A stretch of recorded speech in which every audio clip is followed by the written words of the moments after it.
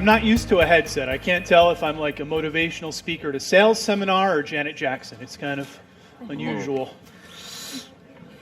Okay, so I think maybe we should introduce ourselves first, just so everybody knows who we are and what we do. I'm Mark Morris.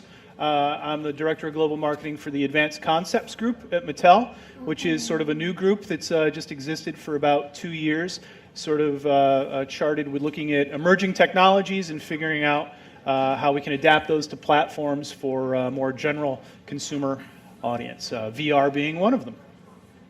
Yeah, I'm Tony Mugavero, co-founder, CEO of Little Star, and we're a global network for immersive content, 360-degree video. We have distribution across all the VR headsets. We're a launch partner with the PlayStation VR, Daydream.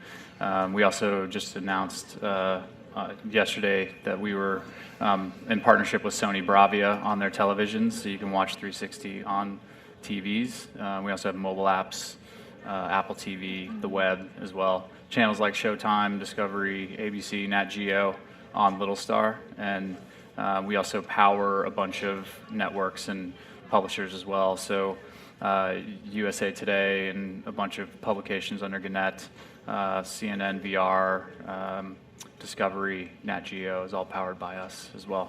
So that's us. I'm Tanya Crawford, Director of Business Development at Getty Images.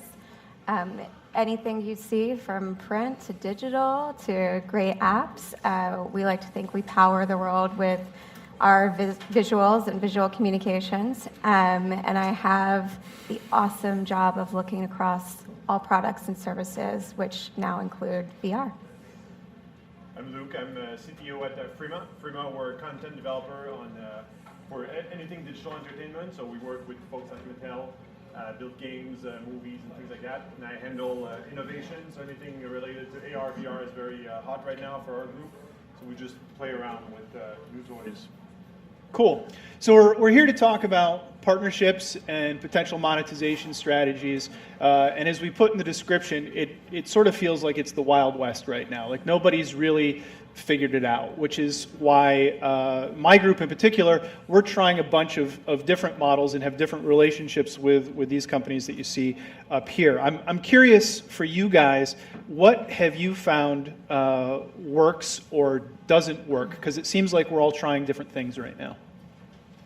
Yeah, I mean, we see a lot of documentary style stuff doing really well, and journalism or kind of edutainment where you're put in a place and it might be, you know, the aftermath of an earthquake, or it might be Yellowstone National Park. Somebody's talking to you. It doesn't matter though, you can look around, or somebody's narrating over the top of it, more documentary style. The narrative stuff we feel like is still taking a little bit of time to ramp up, and just because it's a completely different filmmaking language. So, you know, that involves different lighting and sound and, you know, where do you hide the crew? So we've seen narrative take a little bit longer, but the documentary style stuff for sure. Yeah, you can feel a lot more empathetic, I think, and works really good for a news organization like Getty. Yeah, sure thing. I think education and photojournalism and VR as an extension of that is really important for us. We've got a global network of photographers who have incredible access. And so some of what we see working is really about giving people, whether that's behind the scenes access or a unique perspective, to be in the moment and see the stuff that you just wouldn't see otherwise. When we went to the Olympics over the summer, and we're an official partner of the IOC, so we have amazing access there. Every sports photographer was equipped with 360 gear. And so then kind of getting back again to what works, you know, we see outstanding engagement of 360 images on Facebook, and then we've got an arm of our organization that's really focused on building out true VR experiences as well. So I think you can balance that kind of top of the funnel immersive photography experience with then being able to take those insights and build out true VR experience too. And Freeman, you're coming at it from a different perspective, more on the gaming side, right? Definitely. On the gaming side, what we see, we see VR as being a great medium for narrative games. However, the early adopters are more hardcore gamers, at least on the tethered headset.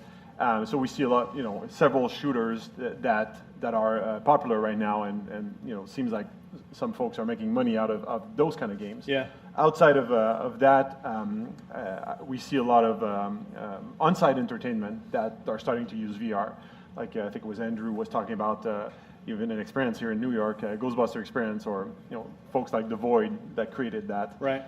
You see that emerging. NBC Universal did one as well in Florida using VR.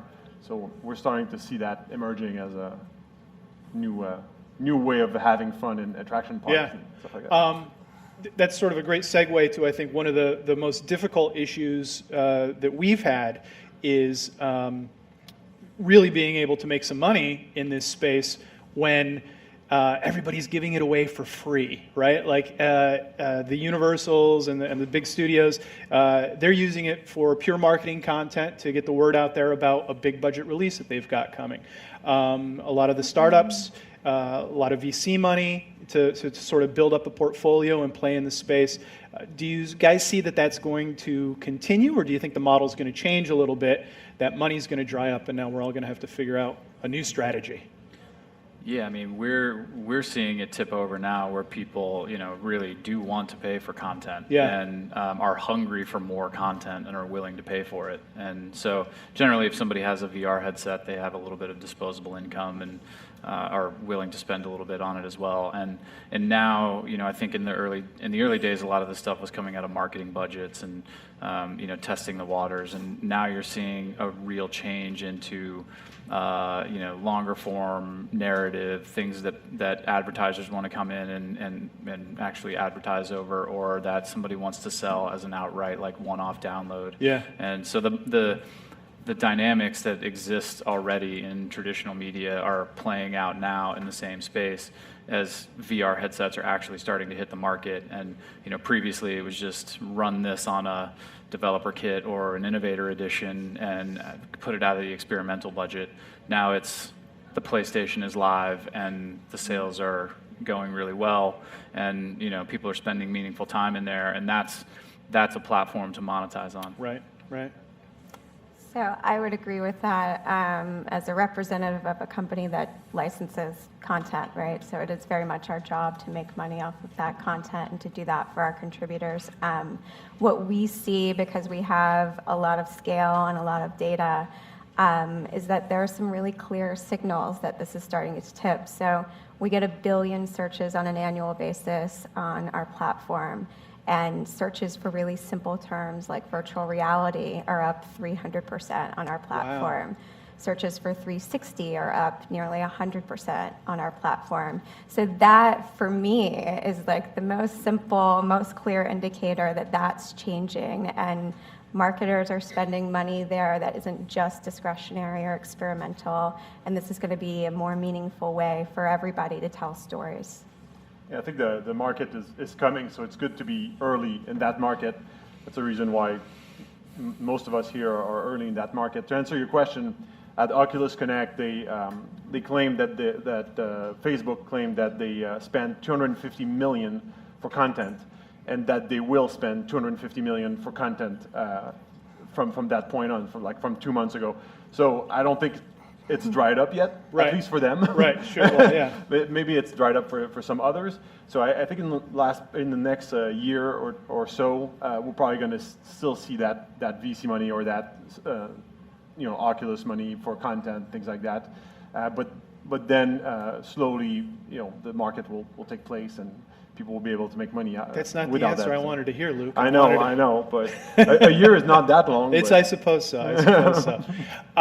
When that comes, what do you think the model's going to be? Because I know, the app market has sort of changed over the last few years as well, where it was, okay, I'm going to do 99 cents in microtransactions and all of this, to now you're seeing larger buckets of cash for the complete experience, to almost chapter-based experience for some games, and you're going to get this level, and once you complete it, if you want to move on, you can.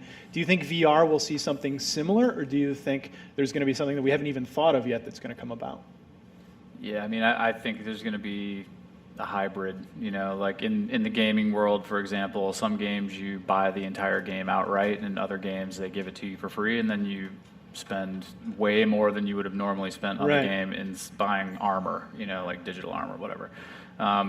In the video space, it's similar. I mean, subscriptions are tough because there's just not a flow of content yet. So when you subscribe to Netflix or Spotify, you have a massive library of content Right. that is being refreshed at a ridiculous 1,000 times faster than the VR content is being refreshed.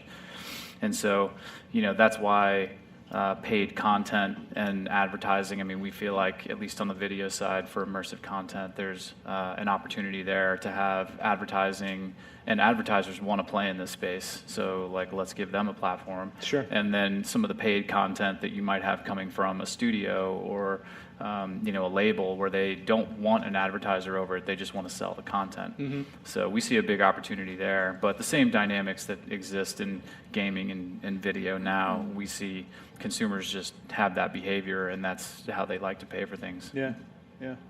Yeah, so for us, we're agnostic. We're largely licensing building blocks, and we can play in a lot of different spaces and with a lot of different models and test and learn.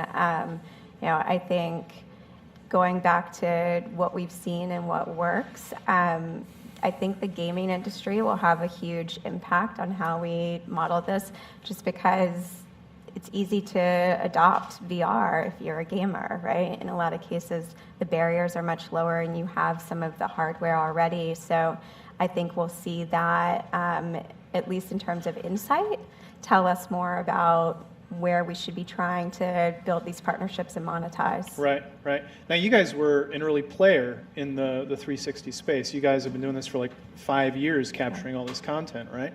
How did you foresee that was the way to go and make that investment? Well, so I go back to some of the data that comes into our platform, and the data points that I shared with you before. That's applicable to this year, but we see these trends popping, I would say going back probably 3 to 5 years, Mm-hmm. right? So that's one signal. And then we also keep an eye on what's happening in the market. And so when you've got the proliferation of something like cardboard, which is a really, democratized kind of example of how people can come into VR, and then Viewmaster hitting the market as well, you start to feel like there's real scale there. And then I think there are some other ways to think about it. 36% of Americans have a passport, and a tiny fraction of them actually use it and travel. And so if you look at it kind of macro in terms of that trend, there's a big gap. If 3% of people, and it's somewhere around there, actually use their passport and 36% have one, then there's some intent that can be captured by transporting people and providing immersive experiences. And so trends like immersion and wanderlust, those are things that we see on our website and the kind of images that we've been creating in 2D. So 3D is a natural extension of thinking through those trends. Yeah, yeah. Yeah, I think on the gaming side, I'd probably divide it from the tethered headset versus the mobile headset. Mm-hmm. When you're willing to pay several $100s, even more if you have to buy a PC to support it, I think these folks are probably going to be okay paying the games, one lump sum. On the mobile side, a lot of those headsets are free or very cheap, like a Google Cardboard. A couple of folks here are giving them away. And the Gear VR came with some of the phones. So you buy a phone, you get the headset, or even the Pixel phone for some carriers comes with the Google Daydream. Daydream. Thank you. So I And think of course, that's the a best different. headset, The best headset, exactly. Yeah. the Viewmaster. Yeah, I think it's A slight $20 to $30 investment there, and you can, yeah. yes. That's the best one. No, but I'm sorry, go of ahead. those. But yeah, so that's a different market on the mobile side. So I think what they're used to do on the App Store, they'll do the same on VR applications and games. So. What has Frema in particular seen work for them? In VR? Yeah. We haven't done a lot of VR experience for ourselves. We've done a couple for you guys and a couple for others. What we see seems to work on the console side are what traditional games work on, like the traditional games that gamers like are the same games that they like in VR, which for us sucks because we think VR should be used for more than that. But they're the early adopters, so kind of have to give them what they want in a way, which we didn't do in our own IP. Right. We tried to make a narrative story out of that game, but that's not what the market wants right now. Yeah. So.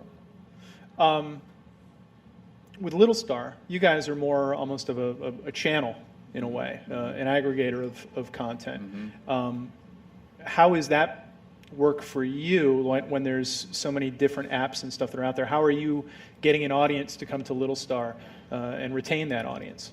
Yeah, I mean, we were a first mover in this space, so we had a lot of big brands and networks and publishers on Little Star very early on, and we see the same problems today. We have distribution basically on every device, either whether it's a VR headset or a flat screen, and you can watch 360 video on it. And so when a partner comes to us and says, we want to distribute this, they don't necessarily have the resources to build their own apps. They just create content, and they don't want to think about the distribution side of things. And so, we have analytics and encoding and streaming and all of that stuff just packaged up into a simple place.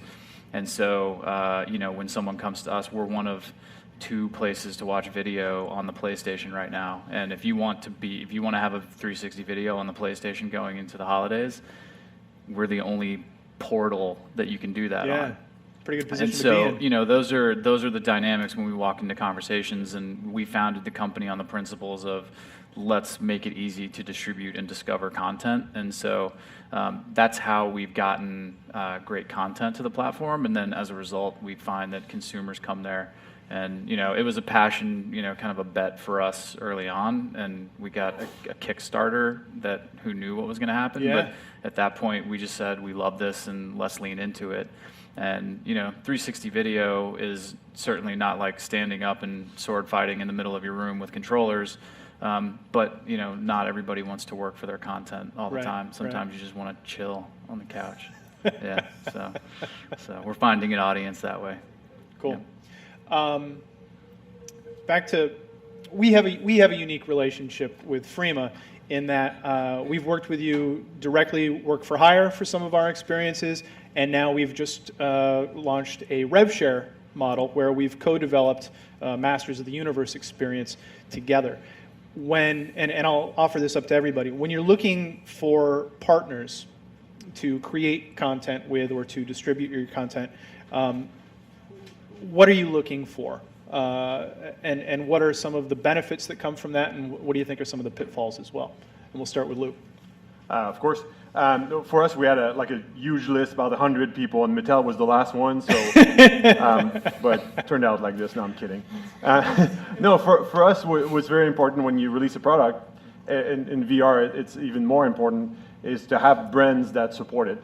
We could come with my brand Go, but it wouldn't do the Pokemon Go craze.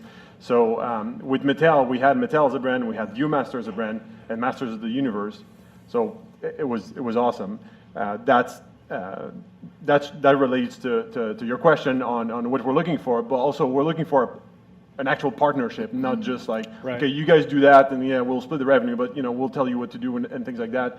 So with you guys, we're able to work together to make a better product at the end, and that's super important that any partnership is made like that, so that 2 people actually work together and not just Would you like to share the risk?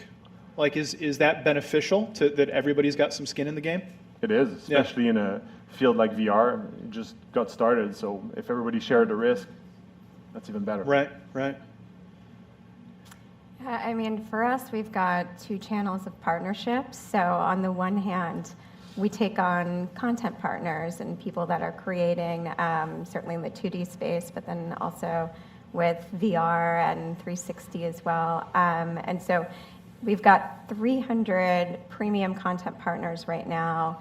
We look at where there are gaps to fill and where there are trends where we can take on content that we believe is going to do really well in the marketplace. The other side, or the other channel, though, is how we go to market with partners with specific products or powering specific products with our content. And I think brand alignment is probably an underlying foundation of this question, at least where we're related. And so making sure that we're able to create premium experiences with best-in-class brands that are going to really do justice to the content is important for us, and certainly one of the initial areas where we approach those conversations. And you guys have found yourself in a unique position lately because Getty is obviously known worldwide for the integrity of their images and being able to have this huge archive. But lately you've been sort of marketing more directly to the average consumer to come and absorb your content. So when you're looking for partners for that, what are some of the considerations that you have to take into place to sort of protect the integrity of your brand? Yeah, I mean, I think at the end of the day, it comes back to doing what we do really well. And so a lot of it is about access. A lot of it is about the best photography or the best videography, and making sure we maintain a certain level of quality. And then, consumers who spend time on our website, and that, by the way, isn't anything new, right? It's a matter of, do we embrace them and do a better job with that experience?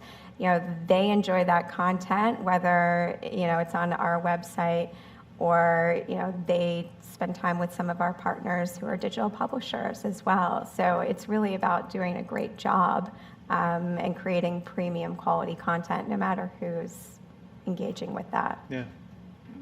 On the Little Star side? Yeah. I mean, our best partnerships are hardware partnerships. Yeah. So like partnering with you guys. When new devices come to market, you need content on those devices for them to be successful. And so we found that those end up being great relationships for us. So, PlayStation, televisions, Oculus, Daydream, being partners with all of those and launch partners or in the launch window, we basically are inherently sharing the risk because those companies are putting so much money behind hardware, and we're spending all of our time on collecting great content and distributing it. And so for us to show up on a new device and immediately have hundreds or thousands of pieces of content depending on which device you're on, right? That's a great partnership for us, and the risk is shared, and we both kind of need each other. Yeah. So, yeah.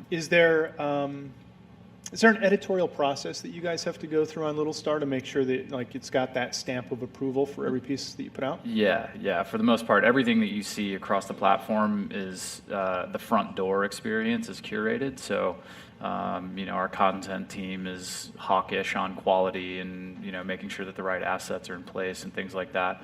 Especially for if you're dealing with like an ABC or a Showtime, we get a 250 gigabyte file delivered to us, and we have to make sure it's encoded properly and things like that. Right. So, and that's going to show up on a VR headset, and maybe it's 3D and maybe it has directional audio. Like those are all things that are higher touch. Right. And we built it as an open platform, so any content creator can push content in.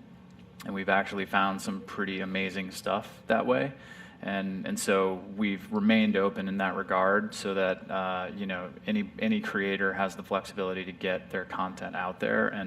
But we also are very selective about the things that end up in the PlayStation.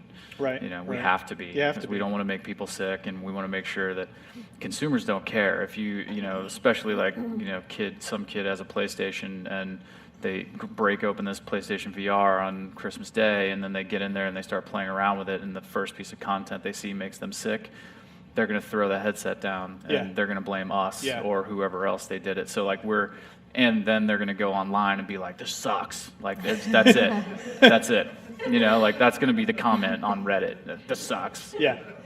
So we have to be super careful about that. We've had a few of those too, where it's like, the viewer's great, but the educational wildlife thing isn't that good, so 2 stars. Yeah, Just rate the headset, dude. Yeah. Come on.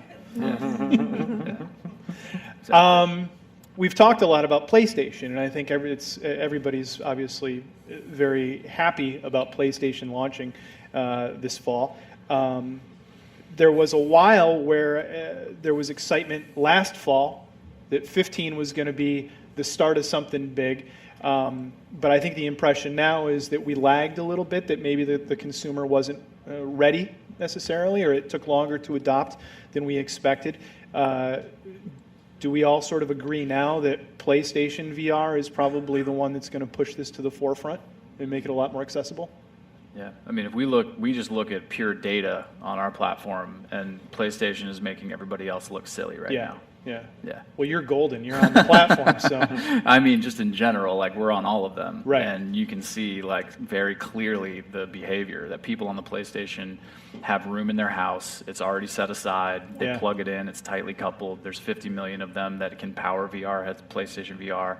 It's not like a Vive where you have to have 10 feet in your house, which is never happening in New York, by the way. Or Like, LA. Yeah, exactly. So like you're not setting that up, and then you got to have the right computer, and then the driver's got to be right, and like Yeah. so people plug their PlayStation VR in, and that shit just works. Right, So. right. PlayStation, yeah? Totally. Thumbs It up? goes back to the barrier to entry there. Yeah, they Yeah. make it easy. Even price-wise, the 50 million that are out there, it just means you have to buy the headset.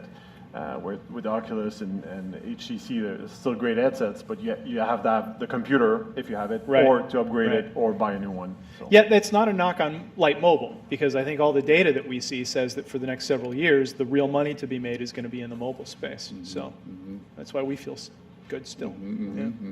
Yeah. We've got a few minutes left. I got the queue. So if there's questions from the audience, happy to take them. Yes, sir. So going forward, we speak a lot about the experiences that are created by brands or by studios. But if you look a little bit at like the success of Instagram or what Snapchat is maybe hinting towards, it seems maybe like in the future, a lot of the content that's going to be consumed is actually going to be maybe created by the people who are consuming it. So do you have any sort of like comments? I mean, you see like Samsung and some other brands coming out with more consumer-oriented devices that maybe don't yet hit that sort of like Snapchat level of accessibility or that iPhone sense of cool, who knows what Apple is cooking up. But going forward, what are platforms going to be able to offer in terms of monetization or distribution for content that's actually maybe created by the consumers themselves? It's a great question, and I think Scott mentioned it in his earlier seminar, where you're probably going to have a YouTube model where there's some sort of advertising revenue that can be based on content that's uploaded. That would be my guess. Yep. Yeah, the biggest challenge with user-generated content in a VR context, 360 video on a phone is fine, but in a VR headset, user-generated content is, I mean, just from the camera quality perspective right now is unwatchable, but you also need to have the right techniques to watch or create a piece of content that's targeting a VR headset. Specifically, if I were to grab this camera that's in front of us right now and pick it up and start running through the room with it, and you had a VR headset on, like you would throw the headset on the ground because you could start getting sick. And so that's how consumers create content. They're like, I'm on Snapchat, and like that's like somebody in a VR headset. That's like somebody grabbing you by the neck and like moving your head around. And so I think we're a little ways off from user-generated content in VR until we can get, the hardware is doing automatic horizon correction and image stabilization, and even then you have to know that like you can't be jerking the camera around, and so at least from a video perspective, that's going to be a challenge. On the gaming side, creating a game as a piece of UGC is a completely different. That's not even really a thing. I think we'll get there, though, right? I think we're probably just 5-10 years out because the cost of the hardware needs to come down. Yeah. It's going to start like most of us were kids with video cameras in high school going around shooting stuff, and it's crap, right? Yeah. But you learn the techniques, and now. Yeah, the first phones just came out that have a full 360 camera. It's clunky on one end of it, but it's not an attachment. It's built into the phone. Yeah. So yeah, that's how Instagram and Snapchat have killed it. But if you look at the success of streaming gaming platforms like Twitch, for example, if you look at what like NVIDIA is bringing forward, where you could record your 360 VR stereoscopic experience within the game that you play with your friends. What sort of avenue forward, perhaps, with that, where this idea that content creators aren't the consumers because it's simply perhaps too complicated at this point to create an experience that you can stomach. Whereas you could have the tools built into the software to record these in-game experiences where consumers already are spending a lot of time. Sure. Maybe look at the Facebook example where you go somewhere virtually and you take the selfie virtually together. That's a really compelling piece of user-created VR content that actually has a use case if no other than just like showing your friends, hey. Sure. Well, and Facebook today just launched a VR version basically of PlayStation Live, right? So I think that's starting to happen where it isn't maybe what we're interpreting as user-generated content of, me with a camera shooting around, but how do you have some kind of like editing tools or creation tools within a VR experience to capture and record and edit? Is that more what you're saying? Yeah, exactly. Where you're creating more user content already within these VR games or VR environments that you already have. Like if you're creating this virtual reality, you can think of, you have the user-created content being something that exists, created in and shared within the same space. Yeah. I think it's possible. I mean, Twitch, I don't understand it, but it's doing very well. Yeah, there's a couple companies that are building the Twitch for VR, and that allows you to basically take an in-game camera, like League of Legends. You're just hovering over League of Legends in VR, and then people are commentating over the top of it, which that is kind of a blend of UGC. Even though the content is coming from League of Legends, it's like the narration aspect of it is kind of the UGC layer. Play-by-play. That's going to be huge. As long as you're the one moving the camera and not another player out Getting there. jerked around, yeah, exactly. But the Twitch model is not a bad one either. If you have a fixed camera in your house and you film yourself in 360, then finally people can see your pile of dirty clothes on the side. So I think they'll subscribe just for that. So, I don't know. Any other questions?